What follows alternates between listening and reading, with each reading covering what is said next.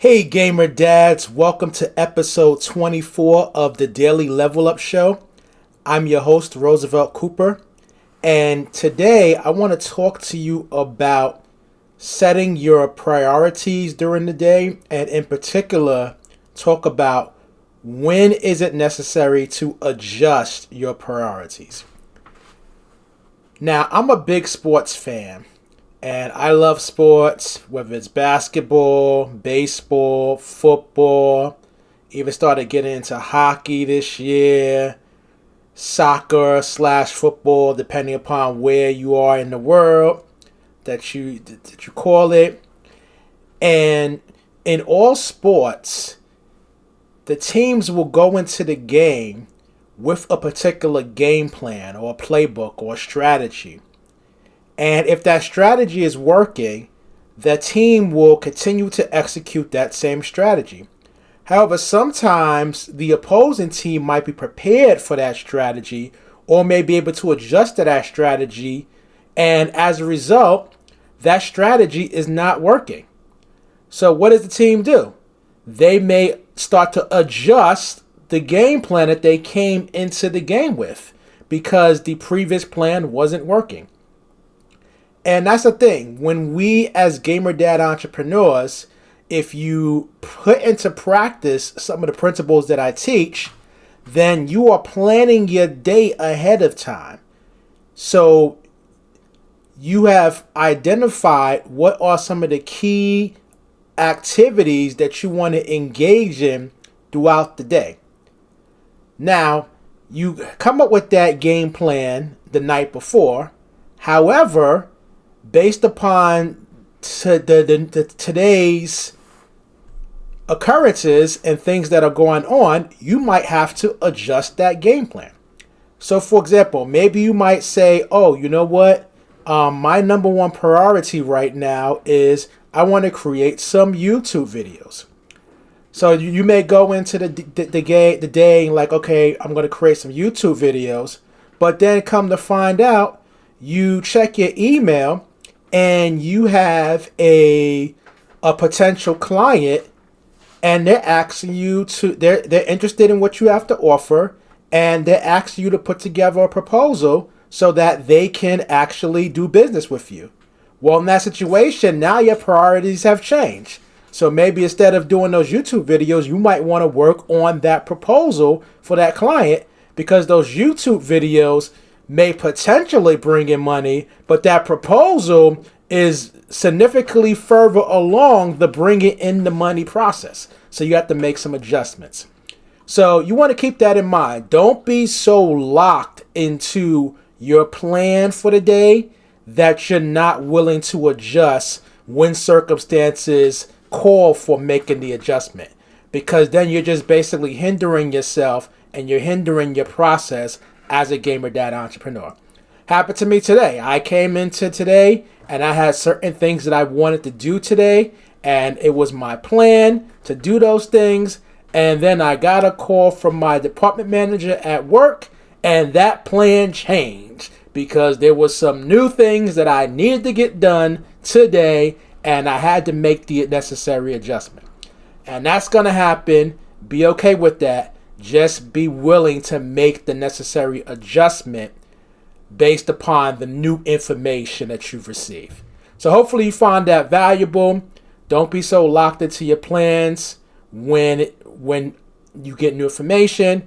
Be willing to make those necessary adjustments. Hey guys, so just finished up work at my job. Long day. Just finished a 12-hour shift and a lot going on. But when you work a full-time job and you are an entrepreneur, the days can be long, and my day isn't over yet because right now I still have to create my fantasy golf lineups. So I figured I'll just give you a sneak peek behind my process and how I go about building fantasy golf lineups. What you're looking at is a spreadsheet that I subscribe to. Very useful spreadsheet. it provides me a strong overview of the slate and of the golfers that are going to be participating on the slate. And it gives me a good breakdown of where they're strong at, where they're weak at. And I can use this as a resource to help me to be able to make decisions as far as who I want to play, who I want to fade, which if you're not familiar with fantasy sports, fade means not play at all. So who I want to play, who I want to fade, how much of a particular golfer I want to have in my lineups because I play multiple lineups. I typically will play about 41 lineups during a given PGA slate, which also doesn't include the round-only slates where I'll play one lineup as well. So this spreadsheet basically has all of the information that I'm looking for.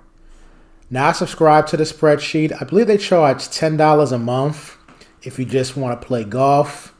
And if you want all their spreadsheets for all their sports, they charge $20 a month. I will put a link to their Patreon where you can subscribe. If that's something that you're interested in, feel free. And do you necessarily need this spreadsheet? Not necessarily. Most of this information is public information. So you can dig around on the internet to find this information. However, to me, having them put all this information for me is valuable. I'd rather just pay the $10 a month. Or in my case, I get all the spreadsheets. So I'll just pay the $20 a month. It's worth it to me to let them do all the work for me. And then I can just make the decisions based upon what the numbers are telling me. So taking a look at the spreadsheet, here is the field. You basically have information such as tee times. Sometimes tee times can be very valuable depending upon what the weather is looking like. So for instance, if there is projected to be a lot of wind at a particular point in time, then you may want to avoid all those golfers who are going to be teeing off at that particular time. But other than that, that's really the only thing I really use the tee time for. You got other information such as their odds to win. You have their salary on the three main sites, DraftKings, FanDuel, and Yahoo. I only play on DraftKings. Got some ownership projections. Ownership projections basically show what percentage of the lineups they project that golfer to be in. Typically, popular golfers will be within the 20% range. If there's a golfer that's going to be really high owned, you might see them 30%, sometimes even 40%. But typically, the more popular golfers, you're going to see them within the 20% range. You have odds rankings, which basically shows what their odds rank are compared to their salary. So you can get some value there because if they are ranked higher than what their salary indicates, there may be some value there on those particular sites. And then this is something that I'm very interested in. It shows you course history by season. So you can see on this course how they did well, if they did well. Right off the bat, Sam Burns is definitely somebody I'm looking at. Because if you look, he came first place last year. He came first place in 2021. So that definitely jumps out to me. So you can look at their course history and see how they do. It also gives you an average of their last 5 and last 10 finishes. So if there's certain golfers who play this course well, particularly if they have a low salary, that might be something that you're interested in. Let's say I'm scrolling down. For example, Matthew Smith, he has an average ranking of 12. He finished 3 last year, 21 the year before. Only 7,200 on DraftKings, so that's definitely someone that I'm going to be interested in because there's some value there. So you can look there and potentially get some value, some cheap guys who perform well on this course. Next, in this section, you have their current form. Their current form basically shows you what place they came in their last 5 or 10 events. So if there's a particular golfer who looks hot, you could potentially see that here in the current form. And then you have strokes gained statistics. So you can see how they do with different types of stroke gain statistics, such as strokes gained total, strokes gained tee to green, strokes gained off the tee, strokes gained approach. You can see their putting statistics as well, how they do in terms of their putting. Some approach statistics. You can also see some of their scoring stats, how they do on par 3s, par 4s, par 5s. You can see that par 5, birdie or better. You can see their overall birdie or better. And then it basically gives you statistical rankings and overall weights on these particular categories. And then at the end, it gives each golfer an overall ranking, factoring in all of these elements. And the overall ranking is here as well. So as you can see, Justin Thomas, based upon this model, is the #1 overall ranked golfer. And he also is the #1 salary on all of the sites as well. So he's grading well in this particular model.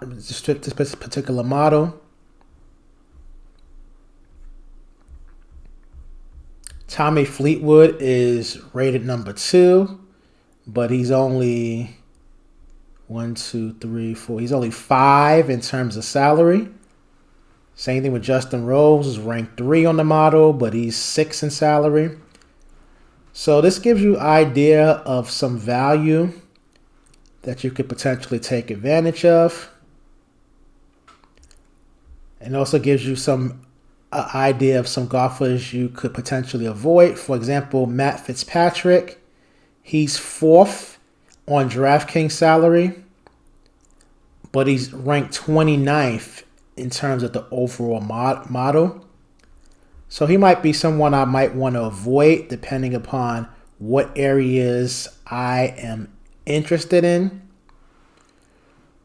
For example, I may still want to play him because he did well in 2022, but did poorly in 2018. So that could be hurting him. It's just a matter of, do I think he is going to be more like he was in 2018, or do I think he's going to be more like he was in 2022? He's priced for 2022. So those are the things that I would need to consider. So I basically will look at these golfers and look at these statistics, and then I'll make some decisions based upon who I want to play.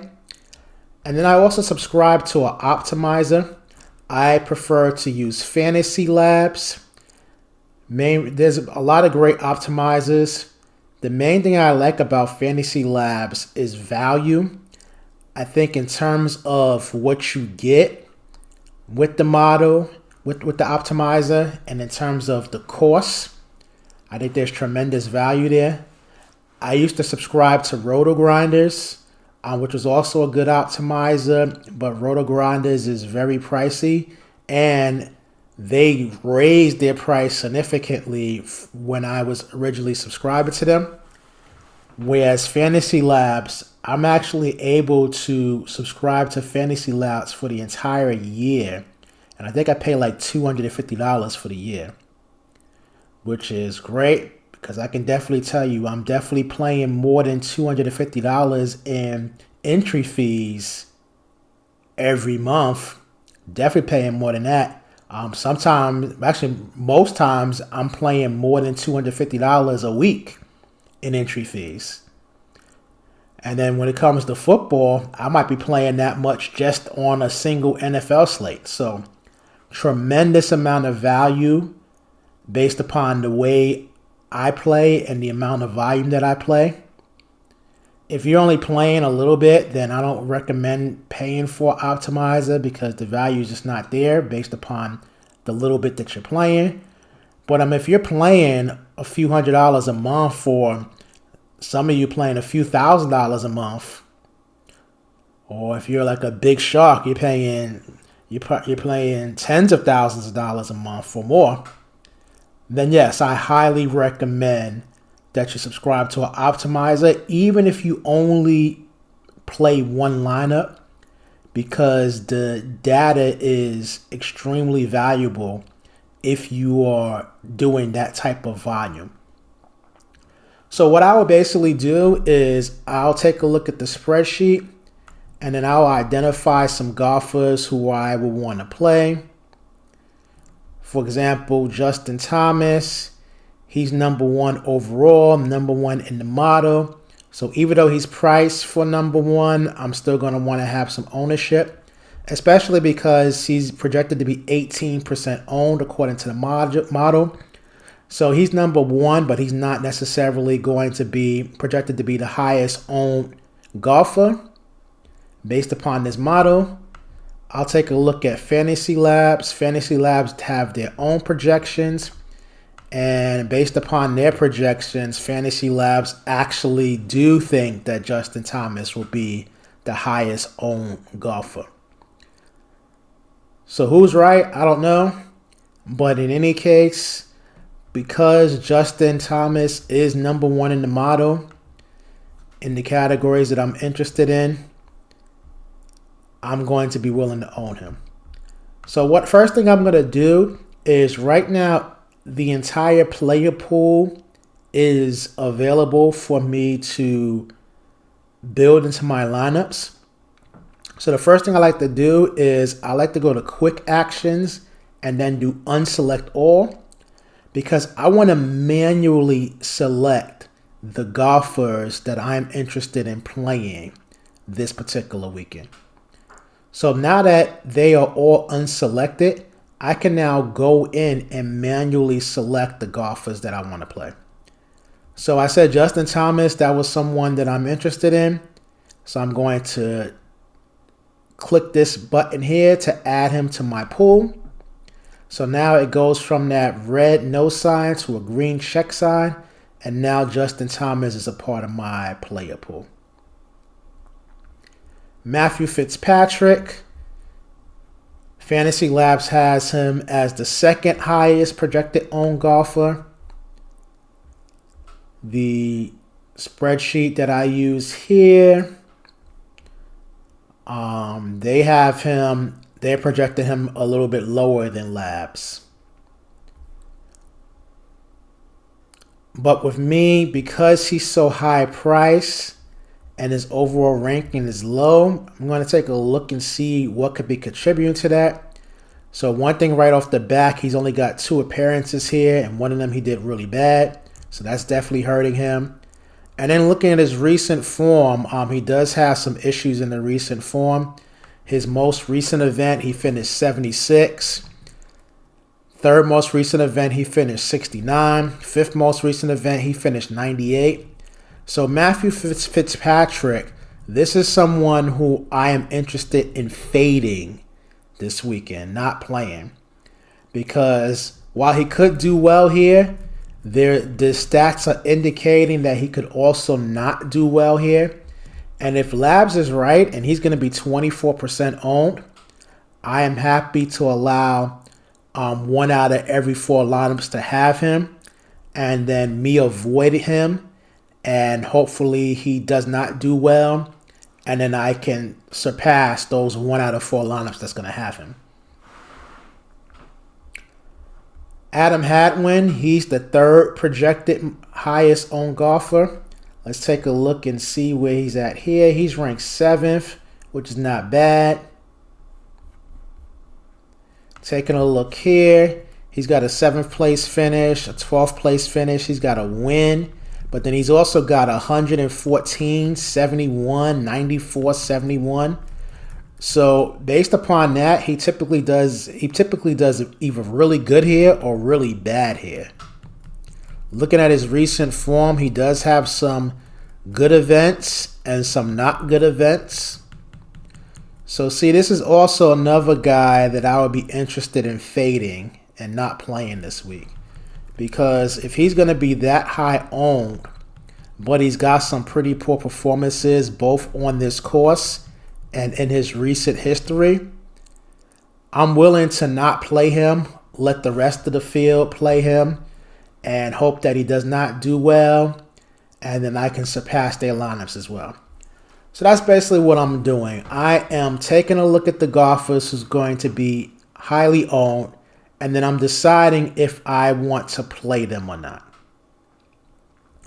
And then once I have all of the golfers who I will want to play, my player pool will typically be somewhere between 20 to 25 golfers.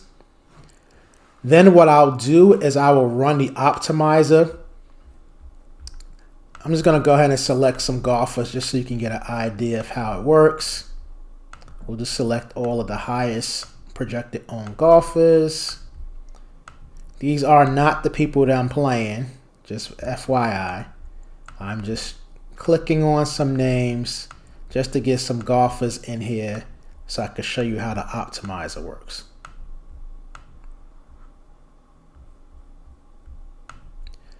All right, so let's say that was my player pool. Let's say those were the only golfers I wanted to play and no one else.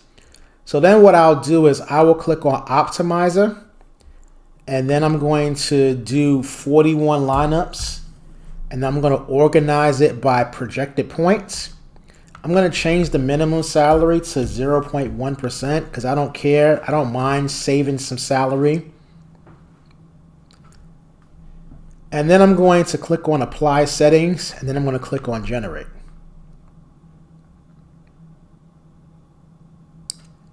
So it runs, and then it's going to generate all of the different golfers, and it's going to sort them based upon projected points. So as of right now, this lineup here is the highest projected lineup. It's got Jonathan Vegas, Tommy Fleetwood, Joel Damon, Wyndham Clark, Victor Perez, and Ben Griffin. It's not a bad lineup at all. So this might be, if I like that lineup, then this will basically serve as my main lineup. So I will go ahead and enter that into DraftKings as my main lineup. My main lineup is the lineup that I'm going to be playing in the vast majority of contests. I'll enter that into multi-entry contests with the big prize pools. I will enter it into single entry contests. I'll enter it into smaller contests as small as 10 players, 100 player contests, 300 player contests, 1,000 entry contests for single entry. I'll enter it into 3 entry max, and I'll enter that lineup in a bunch of different contests. So then I will unselect everything else. I'll select that. I will just basically give it a tag, main lineup, hit save, and then I will save that lineup. And then I will run the optimizer again, but then this time I'm going to change it to optimize by ceiling as opposed to floor. As opposed to projected points. So ceiling is what the optimizer believes is the highest potential points that a golfer can put up. So then I'll hit generate. And then it's going to generate for me 41 lineups based upon ceiling. And then what I will also do sometimes is, like for example, it's got Tommy Fleetwood in here, 95% of the lineups. I'm probably not going to want to play Tommy Fleetwood that much. I do like him. I'm looking at him. He's ranked 2 right now, and he is currently 5th in salary. So I'll have some decent exposure to him. I could see me having him as much as 50% owned. So I'll go ahead and put a max of 50% and hit save. And then I'll regenerate.